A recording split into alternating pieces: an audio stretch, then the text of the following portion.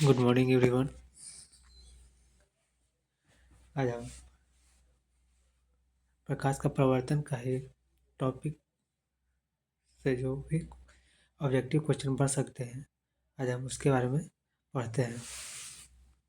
जैसे फर्स्ट है हमारा आपतन कोण और प्रवर्तन कोण के बीच संबंध क्या होता है। हम थ्योरी में जो बताए थे, आपतन कोण फर्स्ट होता है ए में जो था आई जो था ग्रेटर देन आर के होता है गलत, या आर ग्रेटर देन यानी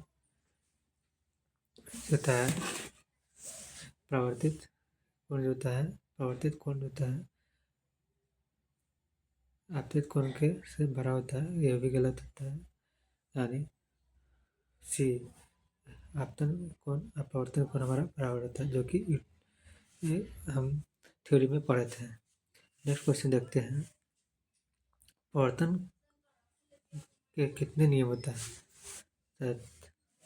थ्योरी में पढ़े थे प्रवर्तन के 2 नियम होते हैं। फर्स्ट पढ़े थे आपतित किरण प्रवर्तित किरण तथा आपतन बिंदु पर खींचा गया अभिलंब तीनों एक ही समतल में होता है। दूसरा होता है आपतन कोण प्रवर्तन कोण के बराबर होता है। यानी बोल सकते हैं हमारा ऑप्शन बी सही आंसर हो जाएगा। नेक्स्ट क्वेश्चन देखते हैं,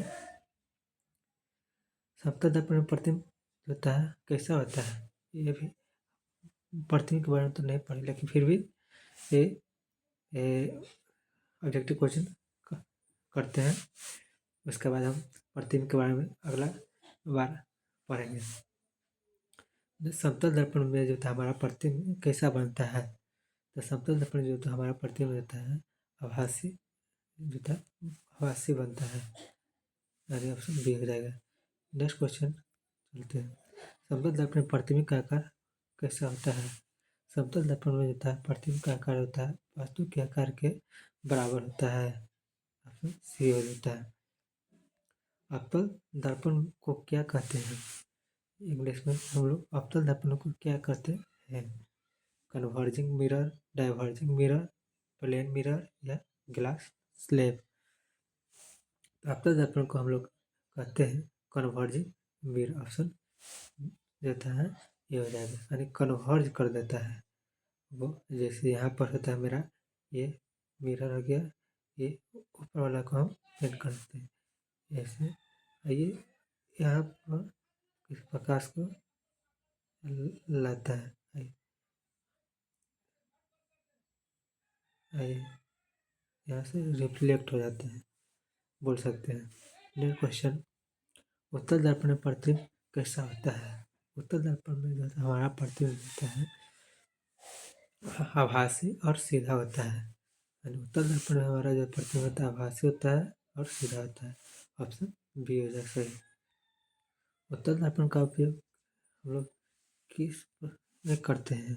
उत्तल दर्पण का हम लोग सेविंग में नहीं, मिरर में नहीं करते हैं।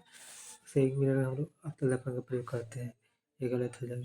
सोलर कुकर में भी उत्तल दर्पण का प्रयोग, ये गलत हो जाएगा।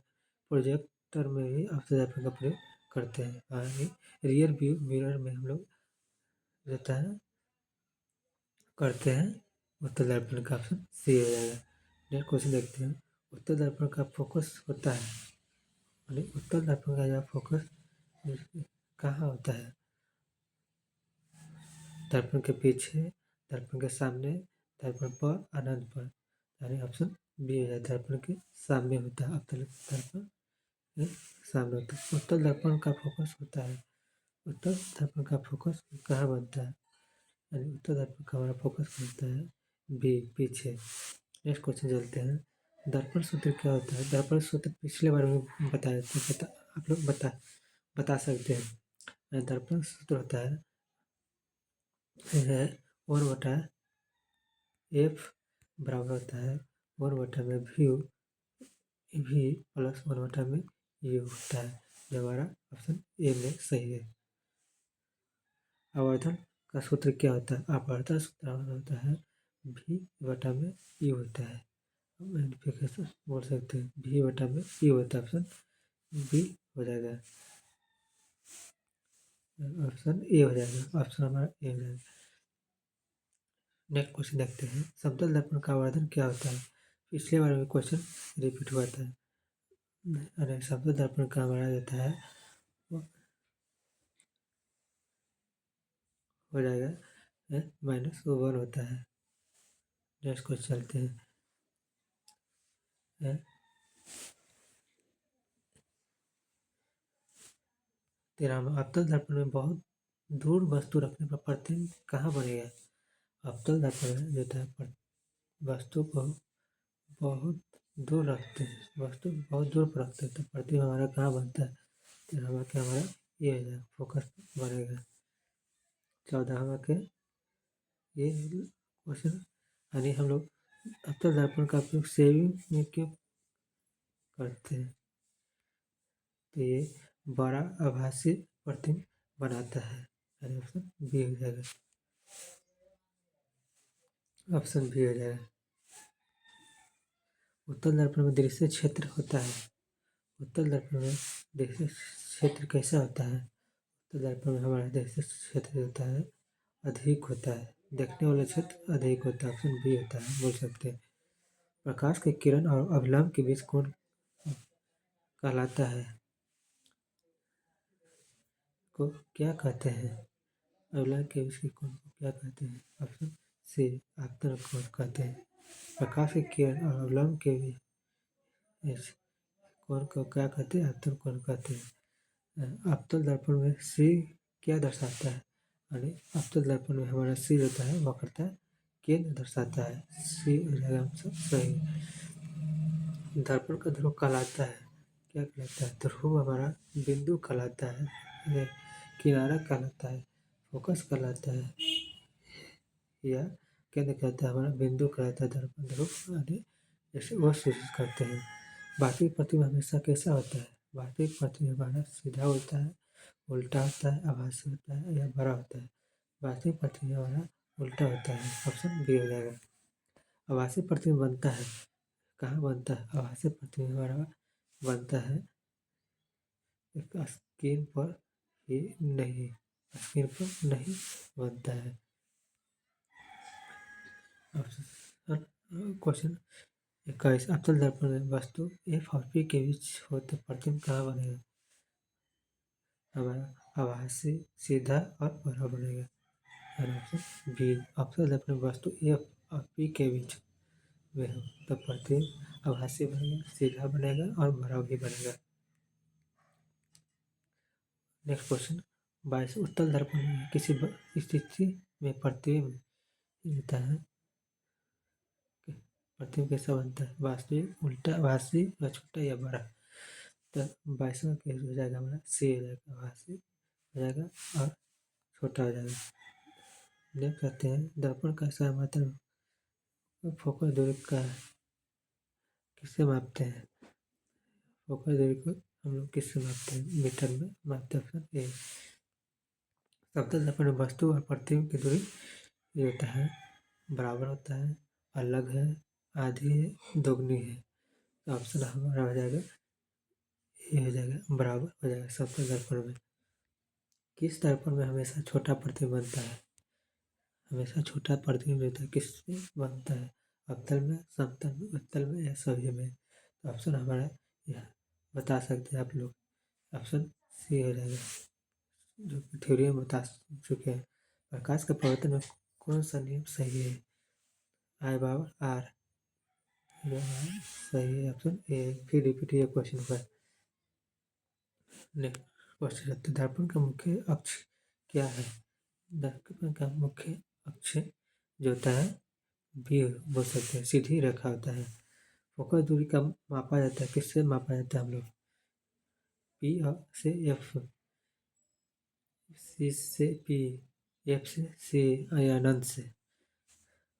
दर्पण की फोकस दूरी किससे मापते हैं, 28 में के ये हो जाएगा, यानी पी से एफ तक के।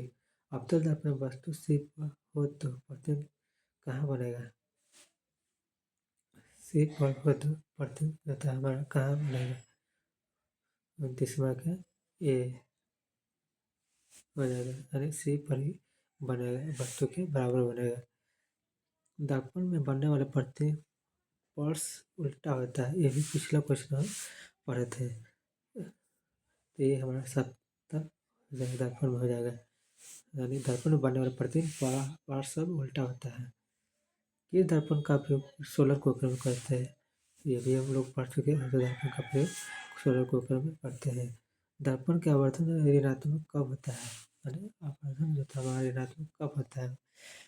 32वां क्या बोल सकते हैं, वास्तविक प्रतिबिंब जब होता है तब ऋणात्मक होता है। उत्तल दर्पण के फोकस दूरी होती है।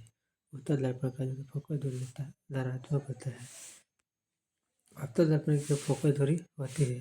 अवतल दर्पण की जो फोकस दूरी होता है भी ऋणात्मक होता है। दर्पण सूत्र का चिन्ह सामान्यतः होता है धनात्मक, ऋणात्मक, शून्य या बदलता नहीं है। 35वां का भी ऋणात्मक होता है। कौन सा प्रतिबिंब स्क्रीन पर प्राप्त किया जा सकता है? आभासी, वास्तविक, समतल या उत्तल? हम लोग वास्तविक को ही प्रतिबिंब को स्क्रीन पर प्राप्त किया जा सकता है। पवर्तन का कौन सा माध्यम आवश्यक है? पवर्तन का निर्वात है, ठोस है, दर्पण या कोच? कांच है, कोच नहीं, कांच बोलते हैं, सॉरी। से हमारा हो जाएगा दर्पण हो जाएगा। उत्तल दर्पण का उपयोग क्यों करते हैं? बड़ा प्रतिबिंब के लिए, अधिक दृश्य क्षेत्र के लिए, वास्तविक प्रतिबिंब के या उल्टा प्रतिबिंब के लिए? हम लोग अधिक दृश्य क्षेत्र के लिए करते हैं उत्तल दर्पण का। उत्तल दर्पण में वस्तु पर होता प्रतिबिंब कहाँ बनता है? उत्तल दर्पण में वस्तु पी पर होता प्रतिबिंब हमारा कहाँ बनता है? ऑप्शन ए अनंत का बनेगा। नेक्स्ट क्वेश्चन, दर्पण का वक्रता केंद्र होता है? वक्रता केंद्र हमारा दर्पण का जो होता है ऑप्शन ए फोकस दूरी, फोकस से दुगनी दूरी पर वक्रता केंद्र होता है। परावर्तित किरण, आपतित किरण अवलंब होता है एक ही तल में होता है। ये भी हम थ्योरी में पढ़ चुके हैं। Option B. कौन सा दर्पण हमेशा आभासी प्रतिबिंब देता है? यानी आभासी प्रतिबिंब कौन सा देता है प्रतिबिंब? ऑप्शन बी समतल दर्पण हमेशा आभासी प्रतिबिंब देता है। 43वां सेविंग मिरर में हम लोग करते हैं अवतल दर्पण का प्रयोग करते हैं। ये भी पढ़ चुके हैं। दर्पण में आवर्धन का मात्रक होता है इसमें सेंटीमीटर में, मीटर में कोई नहीं, या सेकंड में? 44 का हमारा कोई नहीं है। अवतल दर्पण में वस्तु पर होता प्रतिबिंब कहाँ बनेगा? अनंत पर, बी ऑप्शन। समतल दर्पण प्रतिबिंब की आकृति होती है आभासी, उल्टी, छोटी या वास्तविक? आभासी होती है। ये भी रिपीट क्वेश्चन है, बी हो जाएगा। उत्तल दर्पण प्रतिबिंब की स्थिति होता है दर्पण पर पीछे, अनंत या सामने? तो ऑप्शन 47 का सी हो जाएगा, पीछे बनता है। प्रकाश का परावर्तन होता है केवल ठोस से, द्रव से, या केवल गैस से, या सभी से? हमारा 48 का हो जाएगा, डी हो जाएगा, सभी से हो सकते हैं। अवतल आवर्धन धनात्मक कब होता है? जब आभासी प्रतिबिंब बनता है तब धनात्मक होता है। Option B. कौन सा दर्पण सुरक्षा में प्रयोग होता है? सुरक्षा में कौन सा दर्पण का प्रयोग करते हैं हम लोग? सुरक्षा के लिए ऑप्शन होता है सी, उत्तल दर्पण का प्रयोग करते हैं सुरक्षा के लिए। ठीक है, 50 क्वेश्चन कंप्लीट हो गया। अब हम नेक्स्ट प्रतिबिंब का अगला दिन कुछ MCQ क्वेश्चन देखेंगे। 50 क्वेश्चन। अगर ये हमारा पढ़ाने का तरीका अच्छा लगे तो लाइक और सब्सक्राइब करें और शेयर करें। Thank you.